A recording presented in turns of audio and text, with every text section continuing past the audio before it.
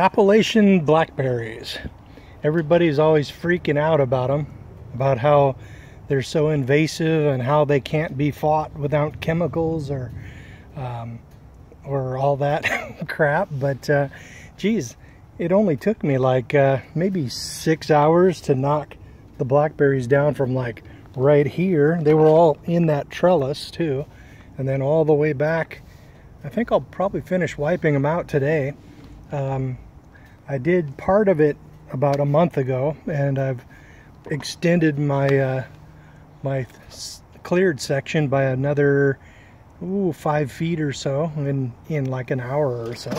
What you do is take your combi system with the hedge trimmer attachment and knock them down to about knee high or lower, and then just if you have an old beat up bastard like this, you can you can mow them flat, and then basically till them in and rake out whatever roots you can find, and you will get some sprouts throughout the gardening season.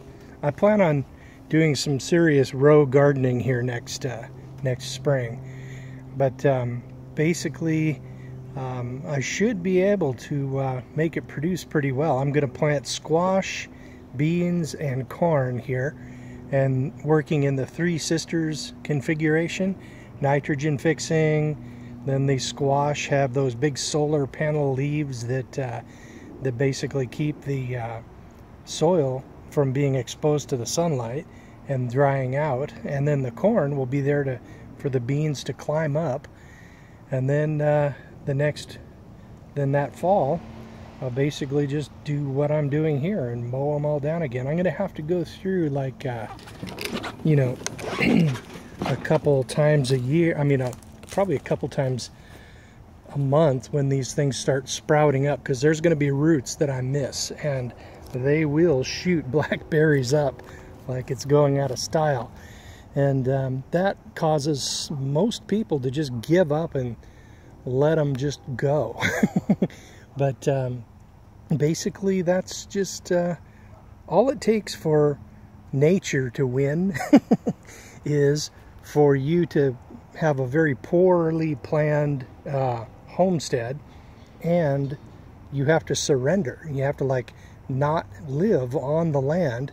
Like when a lot of people who own houses of about this size, they a lot of the times they're like used to living in apartments and whatnot, and then they just sort of let the yard just do whatever it does and live in their house. And like it's kind of tragic, but you know, not everybody's into gardening. But anyway, I'll have this puppy probably mowed down today if the weather permits, and then next month when December rolls around, I'm going to search Craigslist for rototillers, and then I'm going to pick one up real cheap, just like I got this riding lawnmower for like $100, and then got the Craftsman trailer for it for another $150. So the bargains are out there. And if it's rainy and cold, and it's maybe even snowy, that's the time to buy summery stuff like jet skis and gardening equipment and that sort of thing. Then of course you buy your skiing equipment in July. That's only if you're a cheapskate like me. Well guys, I'm gonna get back to it and get this bed cleared, and then one other thing, I exposed a couple of cherry trees. They're like they have been in these blackberries for so long that they I think they're naturally seeded, and then they basically just grew up here, and they're so tall and skinny because they were fighting for the light that I'm not sure.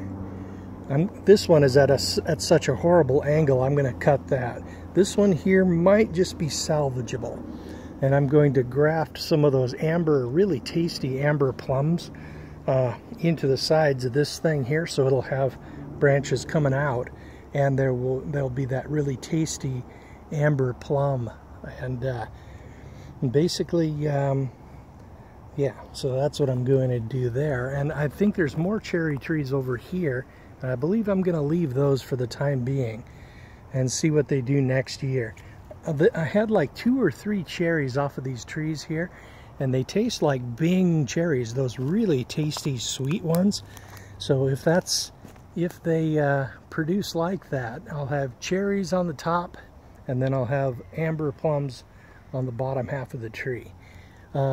Stone fruits like cherries and peaches and plums, apparently they're like interchangeable. You can craft one to the other with no problem. That's what I hear. So we shall see.